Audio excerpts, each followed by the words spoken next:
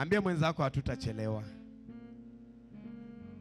Idea ndio maana tujelete praise, tujelete worship. Kuna kikundi ambacho tulikuwa nacho bado walikuwa na dancers, lakini tumekata kwa sababu ya muda. Nitaomba mtatuia radhi kwa sababu gari ambalo tumekuja nalo hiyo Nissan inataka kutoka hapa kuelekea mbali sana, labda 1 hour from now. Inaelekea sehemu ni Busia ama sijui nimeambiwa ni area gani. Busia. Kwa hivyo hiyo dereva baada yako na safari anastahili aturudishe pale Mogotio alafu asafiri. Alafu wale watu ambao tumekuja na wao hapa 90% wanafanya kazi kwa kampuni. Kwa hivyo asubuhi watakuwa wanahitajika. Naamini ya kwamba Bwana atatusaidia tutengeneza muda. Hata mimi nasikia vibaya sana kuacha mkesha, kwa sababu naamini ya kwamba watu wako hapa wanatamani kupata kitu kutoka kwa Mungu. Haleluya. So moyo wangu ina uzito kidogo, nasikia ni kama sijaridhika. Wakati tunakimbisha time vile ambavyo tunaikimbisha vile, ninaona kwamba si vizuri, lakini mtatuia tu radhi. Haleluya. Kwa hivyo niseme asante kwa sababu ya vile ambavyo Bwana ametupatia neema yetu sisi kuweza kuwa hapa. Kuna vijana wetu wawili, hata kama mara mingi naonanga wengine wanafanya jokes kwa mitandao. Wanasema mbona wakati pasa anaombea watu wote wanaanguka, lakini cameraman anaangukangi. Sasa unaona watu wote wametoa ushuhuda, watu wote wameongea, lakini watumishi wetu kutoka Nairobi, hawa vijana wametoka Nairobi, wamesafiri asubuhi na mapema sana kwa sababu ya kuboresha tu huu mkutano. Ni makosa makubwa kama tutakosa kwa recognize, angalau tujue wanaitwa kina nani. Baada ya hapa na waahidi nitengeneze mic nyingine. Hiyo mic si sawa. Ikiwa si sawa, Eric utaruka hapo tena usaidiane naye, tafutie mimi sauti yangu itakuwa mzuri. Haleluya. Kwa hivyo nafasi hii nitaomba kwamba niwapatie watumishi wa Mungu, ni waimbaji, wana studios zao, wanafanya kazi ya edit, wanafanya kazi yao nzuri. Nimeiona kazi yao si mara moja ama mbili. Kuna vijana wameimba na wamewafanyia kazi nzuri sana. Kama ni harusi, kama ni nini, wameboresha kazi yao. Kwa hivyo baada ya hapa najua watatuelekeza vile ambavyo tunaweza wapata. Unaweza kuwa na harusi kesho, unaweza kuwa na sherehe ambayo ungehitaji iwe na kumbukumbu maishani mwako. Hawa vijana wanaweza wakafanya hiyo kazi. Mmoja anaitwa Trevor, kama ule wa TV. Si unaona wana habari kumbe wanakuanga tu watu wanaitwa jina moja. Kwa hivyo bila kupoteza muda, ndugu zangu, ningependa asante. Ningependa kuwapatia nafasi tuwajue tu. Amen. Praise God. Praise God church. Mko salama? Pia mimi niko salama. Kwa majina naitwa Kamau, nimeokoka. Ama Trevor ambavyo ameniita. Hiyo ni jina ya kazi. Pia naimba kidogo. I minister at Deliverance Church Morera. Tuko upande wa Ruiru. Ruiru pale kunaitwa Kimbo. Na kutupata sisi tunafanya kazi ya studio. Unaweza ukitaka indoor shoots, ukitaka outdoor shoots, na pia weddings tunafanya. Pia ukitaka kutengenezewa wimbo kama wewe unaimba, tunakutengenezea, lakini sio audio, tunakufanyia video. So kuna wengine wananiita Director Trevor sababu ya video ambazo nafanya. Na sijui kama kuna wimbo ambao unasema vyote nilivyo navyo ulivyonipea, umenipendelea. Afya hii, neema hii, umenipendelea. Sijivuni kwa chochote nilichokifanya, ila umenipendelea. Uhai huu, pumzi hii, umenipendelea. Vyote nilivyo navyo ulivyonipea, umenipendelea. Afya hii, neema hii, umenipendelea. kwa chochote nilichokifanya, ila umenipendelea. Uhai huu, pumzi hii, umenipe. Kisha tunasema umenipendelea. Mnarudia umenipendelea. Sawa? Umenipendelea. Oh Bwana, umenipendelea. Bwana, umenipendelea. Sema, sema umenipendelea.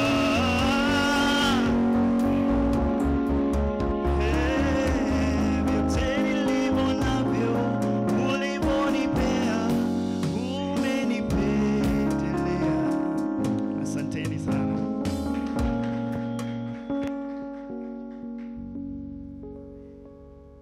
Bwana asifiwe. Bwana asifiwe tena. Kwa majina naitwa Bruno Lewis. Sijui kama bado tunasemanga kabila. Lakini mimi ni Mwembu, nimezaliwa Embu, lakini naishi hapa Ruiru. Na mimi ndio kitu tangu nilikuwa mdogo nimeishi kwa kamera. Na nilikuwa naambia watoto wenye walikuwa hapa, actually mimi nilianza hapo. Ndio nipendane na kamera, nilianza na acting. Ndio tukakuja tukaanza kurekodiwa. I remember I was in campus. Tukakuja tukaanza kurekodiwa and I was like, nataka kujua hata mimi kufanya hivyo. Yeah, and nikajipata that nikaanza kushoot films. Nilikuwa record hizi stage plays kama za watoto. Nikaanza kuzirecord na nikajipata actually nikaipenda. Kwa hivyo title yangu ya kazi inaitwa cinematographer. Mimi ni cinematographer. And kama vile Trevor amesema, mnaweza tupata kazi za studio, muziki, kushoot video za muziki, anything related with media tutawafanyia. Kitu yote tutawafanyia. Kanisa kudumu, me am a born Catholic. Yeah. Asanteni. Na actually leo nimekaribishwa huku leo. Nimesikia actually kutoka tangu nifike nakumbuka ulinikaribisha vizuri sana. Asante sana. Actually nilisikia kama huku ni nyumbani tena. Actually nilikuwa naambia Trevor, unajua after hapa nilikuwa niende Embu. Nilikuwa nitoke tu hapa niende Embu straight na nilikuwa nasema like nasikia tu nishafika. Asante, nimeshukuru sana. Amen. Hata kama uwezi wapatia makofi uko na wivu. Inawezekana wewe si mwimbaji, lakini mtoto wako anaweza kuwa mwimbaji. Umeona wewe jamaa mwenye aliongea hapa Mr. Bon na mama wake pale. Uliona hiyo kasichana kako venye kanalipua maneno. Yaani watoto wamekula Biblia wameiweka ndani.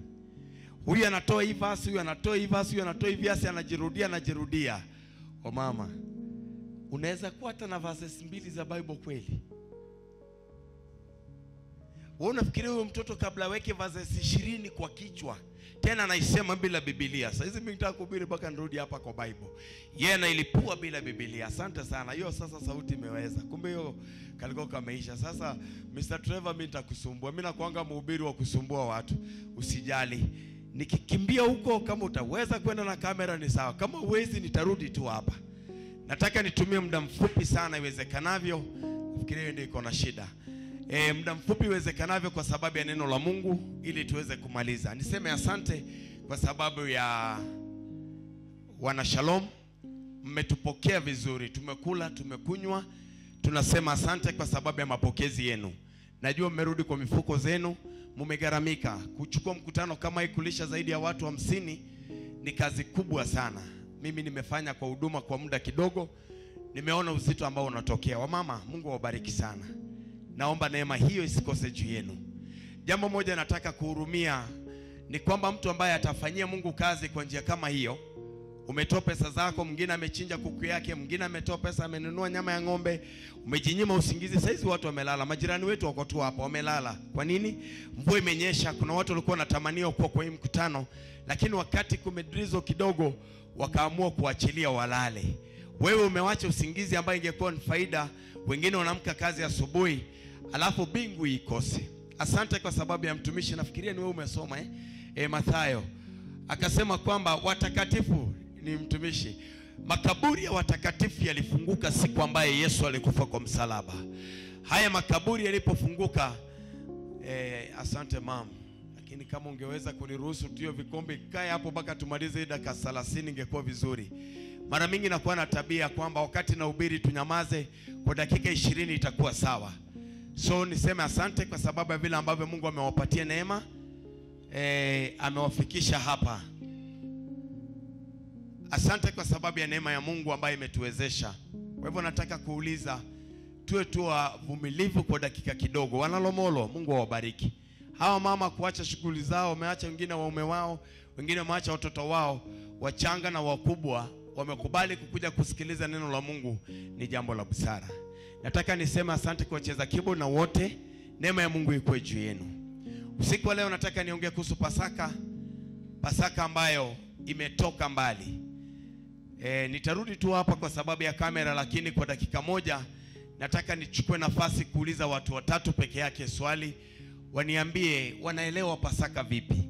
Ama kwa sababu nisisumbue hawa, ningeomba tu mtu achukue hiyo mic tafadhali. Moja, Eric, asante. Nataka unipatilie huyu mama wetu wa Shalom. Atuambie, mimi nilikuwa nimesema ule umepatia huyo, patia huyo mwenye umepatia. Unaelewa Pasaka kwa nini?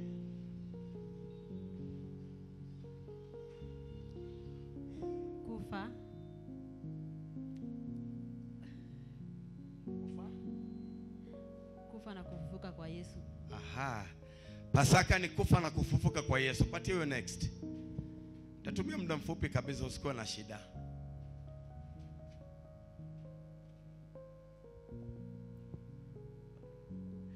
Mimi ninaelewa Pasaka, hii siku ya Pasaka tunasherekea kufa na kufufuka kwa Yesu Kristo. Asante sana. Ule shosho alichapa nyimbo za ajabu mpaka nikasikia roho inataka kushuka. Ni vile tu neema ilikuwa fupi. Huyo mwimbaji mwenye ameimba Kijaluo. Pasaka ni nini? Mimi naelewa Pasaka ni siku ambayo Yesu alikufa na kufufuka ili nipate wokovu. Aha. Asante. Ningependa kuuliza maswali mengi zaidi ya pale. Kina baba wanauliza, mbona na sisi hutaki kutuuliza? Patia mtumishi wa katikati hapa. Pasaka ni nini? Kulingana na mimi vile ninaelewa, Pasaka ni kwa sababu ya kufa na kufufuka ili nipate wokovu. Yeah. Asante. Patia keyboardist huyo atumalizie hii swali.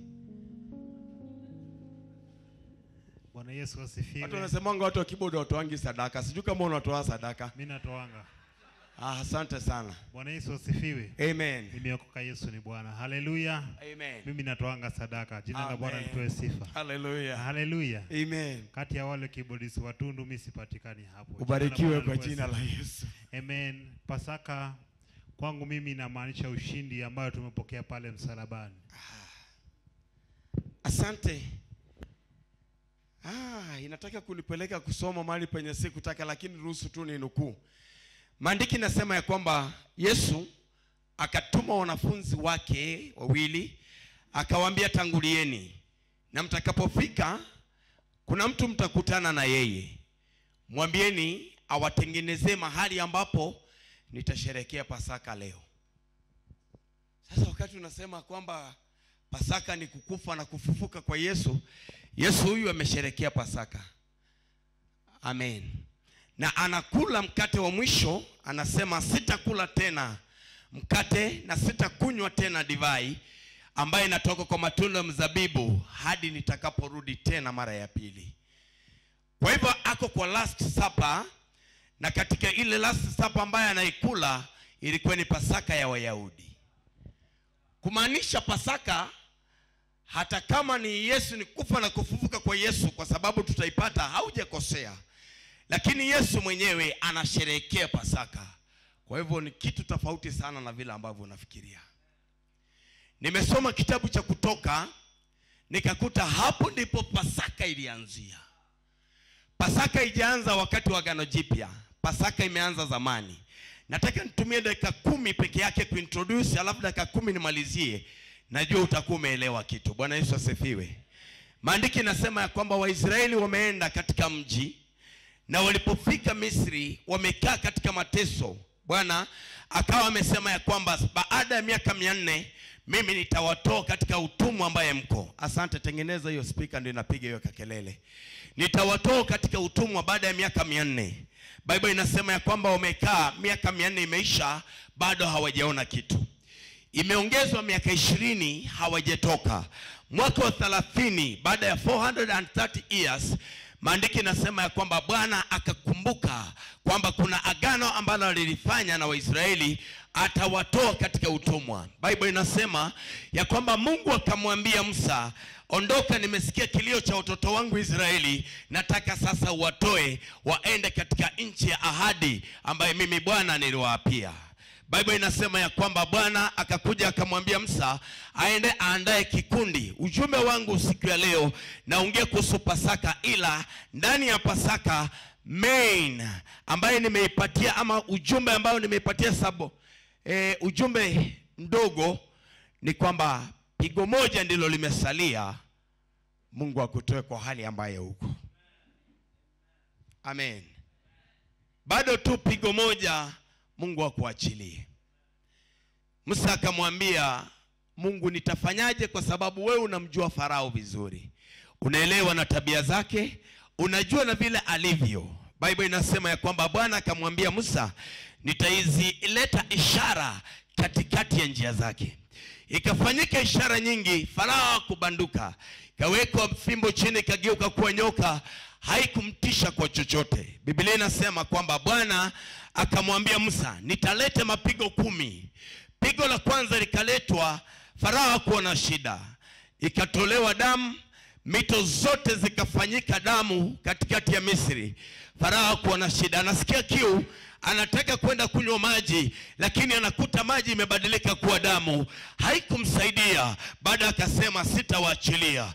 Ikaendelea na mapigo ya pili, ya 3 na 4, ikaendelea, chura zikaachiliwa, chawa zikaachiliwa, na vitu vingi vikafanyika, hata na kondoo na ng'ombe zikakufa, lakini bado Farao hakuweza kumwachilia ama kuachilia wana wa Israeli. Biblia inasema ya kwamba Bwana akamwambia Musa, nitaendelea kufanya ishara katika macho ya Farao mpaka wakati atajua na wakati ataelewa ya kwamba mimi ni Mungu. Nataka niwatoe watoto wangu katika utumwa, niwaelekeze mahali ambapo wanahitaji kuwa. Biblia inasema ya kwamba mapigo yakaendelea, lakini bado Farao hakushtuka. Inanishangaza kwa sababu nafanya bila mic kama inahitaji mic kwa kamera.